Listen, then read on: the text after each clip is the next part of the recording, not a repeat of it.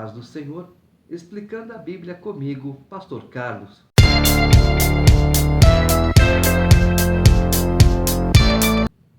Mateus capítulo 9. Entrando Jesus num barco, passou para o outro lado e foi para a sua própria cidade. E eis que lhe trouxeram um paralítico deitado num leito. Vendo-lhes a fé, Jesus disse ao paralítico: Tem bom ânimo, filho, estão perdoados os teus pecados. Mas alguns escribas diziam consigo: Este blasfema. Jesus, porém, conhecendo-lhes os pensamentos, disse: Por que cogitais o mal no vosso coração? Pois qual é mais fácil? Dizer: Estão perdoados os teus pecados, ou dizer: Levanta-te e anda? Ora, para que saibais que o Filho do Homem tem sobre a terra autoridade para perdoar pecados, disse então ao paralítico: Levanta-te, toma o teu leito e vai para a tua casa. E levantando-se, partiu para a sua casa. Vendo isto, as multidões, possuídas de temor, glorificaram a Deus, que dera tal autoridade aos homens. Até hoje, Jesus faz milagres e ninguém acredita. Partindo Jesus dali, viu um homem chamado Mateus, sentado na categoria, e disse-lhe: Segue-me. Ele se levantou e o seguiu. Mateus era cobrador de impostos. A categoria era uma mesa, uma cadeira, estava sentado ali, recolhendo os impostos das pessoas que passavam. E sucedeu que, estando ele em casa, à mesa, muitos publicanos e pecadores vieram e tomaram lugares com Jesus e seus discípulos. Ora, vendo isto, os fariseus perguntavam aos discípulos: Por que come o vosso mestre com os publicanos e pecadores? Mas Jesus, ouvindo, disse: Os sãos não precisam de médico, e sim os doentes. Ide, porém, e aprendei o que significa: misericórdia quero e não holocaustos, pois não vim chamar justos, e sim pecadores, entre colchete ao arrependimento. Às vezes você fala: vou pagar promessa, vou fazer isso, fazer aquilo. Deus não está interessado nas suas promessas, Deus não está interessado no que você vai pagar, deixar de pagar. Ele está interessado na tua conduta, no teu comportamento, no teu falar, no teu pensar, no teu agir. E tudo isso tem que estar de acordo com a vontade de Deus. Então não é sacrifício nem holocausto. Deus requer o quê? Obediência. Simples. Vieram depois os discípulos de João e lhe perguntaram: Por que jejuamos nós e os fariseus muitas vezes, e teus discípulos não jejuam? Respondeu-lhes Jesus: Podem acaso estar tristes os convidados para o casamento, enquanto o noivo está com eles? Dias virão, contudo, em que lhes será tirado o noivo, e nesses dias hão de jejuar. Ninguém põe remendo de pano novo em veste velha, porque o remendo tira parte da veste e fica maior a rotura. Nem se põe vinho novo em odres velhos, do contrário, rompem-se os odres, derramando-se o vinho, e os odres se perdem. Mas põe-se vinho novo em odres novos, e ambos se conservam. O que Jesus está querendo dizer? Não adianta você colocar coisas velhas para coisas novas. Não dá certo. Ou seja, vocês agora estão vendo coisas novas. O que é novo? Eu, os meus mandamentos, os meus ensinos. É claro que eu não estou desfazendo do velho, em momento algum. Eu simplesmente estou fazendo o quê? Colocando coisas novas diante de vocês. Não vai colocar remendo novo em pano velho, porque o remendo novo ele vai lavar e vai encolher um pouco. Encolhendo, ele vai rasgar o velho, que já está deteriorado, está um pouco podre. Então não funciona. Tem que ser coisa nova para coisa nova. E as coisas antigas, deixa lá, do jeito que estão. Enquanto estas coisas lhes dizia, eis que um chefe, aproximando-se, o adorou e disse: Minha filha faleceu agora mesmo, mas vem, impõe a mão sobre ela e viverá. E Jesus, levantando-se, o seguiu, e também os seus discípulos. E eis que uma mulher que durante 12 anos vinha padecendo de uma hemorragia, veio por trás dele e lhe tocou na orla da veste, porque dizia consigo mesma: se eu apenas lhe tocar a veste, ficarei curada. E Jesus, voltando-se e vendo-a, disse: tem bom ânimo, filha, a tua fé te salvou. E desde aquele instante a mulher ficou sã. Tendo Jesus chegado à casa do chefe e vendo os tocadores de flauta e o povo em alvoroço, disse: retirai-vos, porque não está morta a menina, mas dorme. E riam-se dele. Mas, afastado o povo, entrou Jesus, tomou a menina pela mão e ela se levantou. E a fama deste acontecimento correu por toda aquela terra. Primeira coisa, quando Jesus disse: vai, a tua fé te salvou, imagina se ele tivesse falado para essa mulher: vai, a tua fé te curou. Ah, você estava doente, você não disse nada, você merece ser apedrejada, ia ser aquele alvoroço. Então, uma palavra colocada na ocasião certa evita muita confusão. Partindo Jesus dali, seguiram-no 2 cegos, clamando: tem compaixão de nós, filho de Davi. Tendo ele entrado em casa, aproximaram-se os cegos, e Jesus lhes perguntou: credes que eu posso fazer isso? Responderam-lhe: sim, Senhor. Então lhes tocou os olhos, dizendo: faça-se-vos conforme a vossa fé. E abriram-se-lhes os olhos. Jesus, porém, os advertiu severamente, dizendo: acautelai-vos de que ninguém o saiba. Saindo eles, porém, divulgaram-lhe a fama por toda aquela terra. Não tem jeito, né? A gente tem que dizer tudo que Jesus fez. Ele fala, não fala. Naquela época, ficasse calado. Não era para você fazer alvoroço, mas as pessoas faziam. Era muita alegria. E hoje, Jesus fala, contem, divulguem o que eu estou fazendo. Ninguém fala, ninguém quer saber. Hoje, mais do que nunca, deve ser falado o que Jesus está fazendo.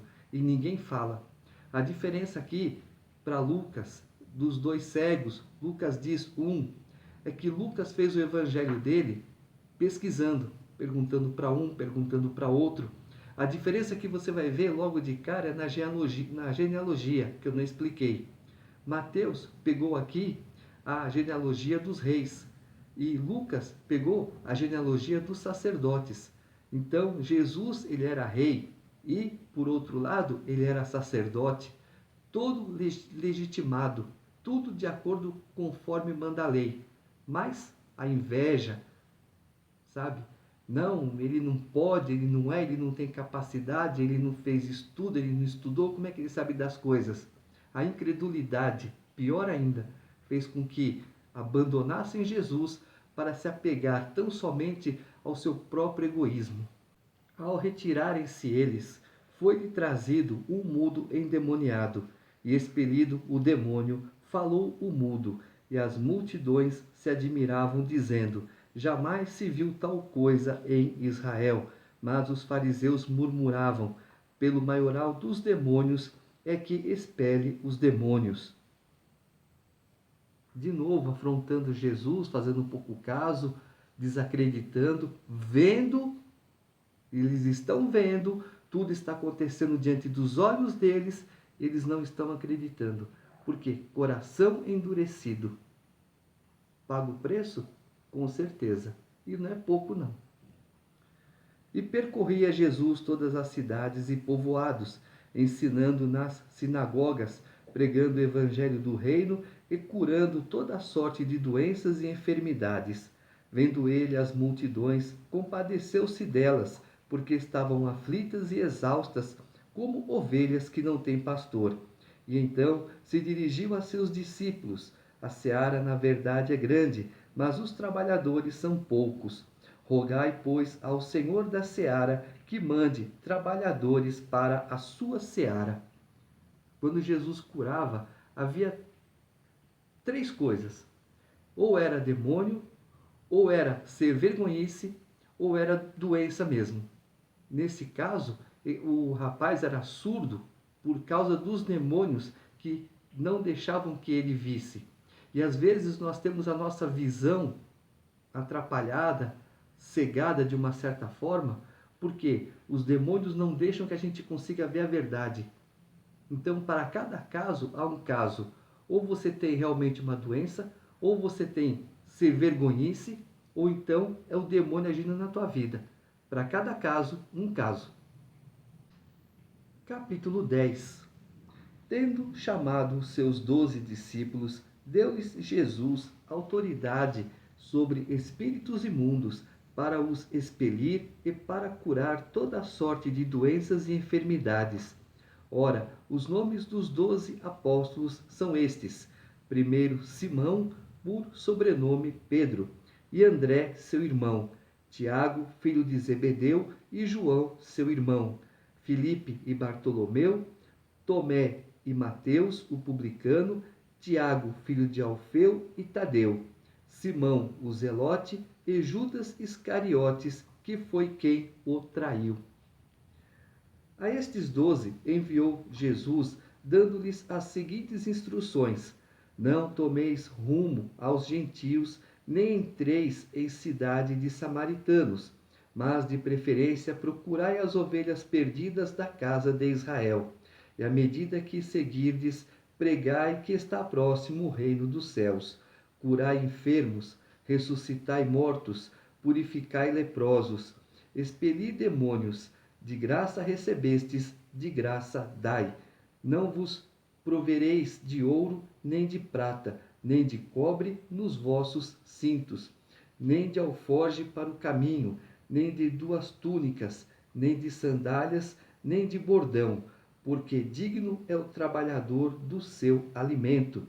E em qualquer cidade ou povoado em que entrardes, indagai quem neles é digno, e aí ficai até vos retirardes. Ao entrardes na casa, saudai-a. Se com efeito a casa for digna, venha sobre ela a vossa paz. Se, porém, não o for, torne para vós outros a vossa paz. Se alguém não vos receber, nem ouvir as vossas palavras, ao sairdes daquela casa ou daquela cidade, sacudi o pó dos vossos pés. Em verdade vos digo que menos rigor haverá para Sodoma e Gomorra no dia do juízo do que para aquela cidade. Em algumas versões, em alguns evangelhos, do que para esta geração. Ué, qual a diferença dos dias de hoje para Sodoma e Gomorra? Nenhuma. Prostituída, corrupta, depravada, roubos, falcatruas para todos os lados. Qual a diferença? Nenhuma. Mas por que menos rigor para Sodoma e Gomorra do que para esta geração, para esta cidade? É por causa de Jesus. Sodoma e Gomorra não conheciam Jesus, não conheciam o que nós conhecemos hoje, não viram o que estamos vendo hoje. Por isso, essa diferença. A surra para esta geração é maior. Eis que eu vos envio como ovelhas para o meio de lobos. Sede, portanto, prudentes como as serpentes e simples como as pombas. E acautelai-vos dos homens, porque vos entregarão aos tribunais e vos açoitarão nas suas sinagogas.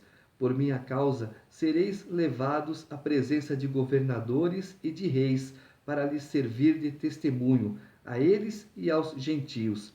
E quando vos entregarem, não cuideis em como ou o que haveis de falar, porque naquela hora vos será concedido o que haveis de dizer, visto que não sois vós o que falais, mas o Espírito de vosso Pai é quem fala em vós. Um irmão entregará à morte outro irmão, e o pai ao filho. Filhos haverá que se levantarão contra os progenitores e os matarão. Sereis odiados de todos por causa do meu nome. Aquele, porém, que perseverar até o fim, esse será salvo. Quando, porém, vos perseguirem numa cidade, fugi para outra, porque em verdade vos digo que não acabareis de percorrer as cidades de Israel até que venha o Filho do Homem. Está bem claro, né? O que Jesus disse aqui já está se cumprindo já faz algum tempo. É só observar, é só ver. Não tem diferença nenhuma. O discípulo não está acima do seu mestre, nem o servo acima do seu senhor. Basta ao discípulo ser como o seu mestre e ao servo como o seu senhor. Se chamaram Beelzebu ao dono da casa, quanto mais aos seus domésticos. Portanto, não os temais, pois nada há encoberto que não venha a ser revelado, nem oculto que não venha a ser conhecido. O que vos digo às escuras, dizei-o à plena luz, e o que se vos diz ao ouvido, proclamai-o dos eirados. Não temais os que matam o corpo e não podem matar a alma. Temei antes aquele que pode fazer perecer no inferno tanto a alma como o corpo. Não se vendem 2 pardais por um asse, e nenhum deles cairá em terra sem o consentimento de vosso Pai. E quanto a vós outros, até os cabelos todos da cabeça estão contados. Não temais, pois, bem mais valeis vós do que muitos pardais. Portanto, todo aquele que me confessar diante dos homens, também eu o confessarei diante de meu Pai que está nos céus. Mas aquele que me negar diante dos homens, também eu o negarei diante de meu Pai que está nos céus. Não penseis que vim trazer paz à terra. Não vim trazer paz, mas espada.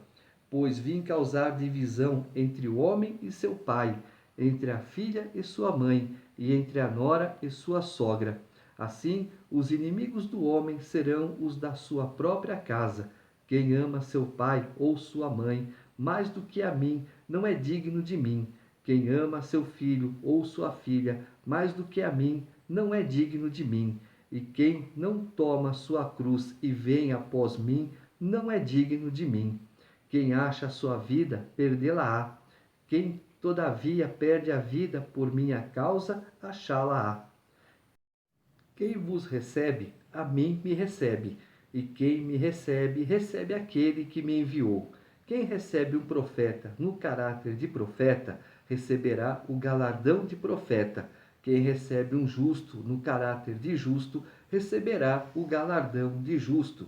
E quem der a beber, ainda que seja um copo de água fria, a um desses pequeninos, por ser este meu discípulo, em verdade vos digo que de modo algum perderá o seu galardão.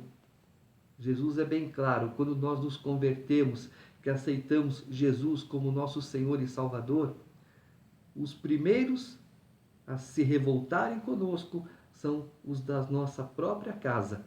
Pai, mãe, irmãos, avô, avó. Não, eu não aceito isso. Infelizmente. Mas a nossa conduta, o nosso comportamento fará com que eles mudem de ideia. Então, se você pode fazer o bem para alguém, principalmente para aqueles que são discípulos de Jesus, faça, porque o teu galardão é garantido.